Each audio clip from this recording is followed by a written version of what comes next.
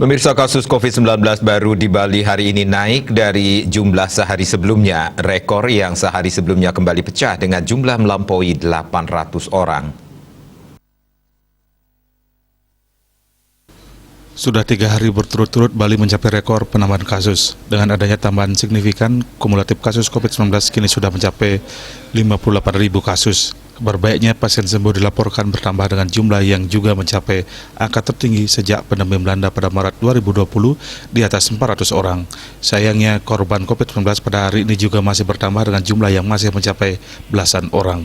Menurut data Satgas Penanganan COVID-19 Bali, 15 Juli per pukul 13.20 WITA terdapat 843 kasus baru, sehingga kumulatif kasus yang ditangani Bali mencapai 58.331 orang. Pasien sembuh bertambah mencapai 420 orang, sehingga total pasien sembuh saat ini sebanyak 50.829 orang atau 87,14%. Korban jiwa bertambah 14 orang sehingga kumulatif korban jiwa COVID-19 mencapai 1.705 orang atau 2,92%.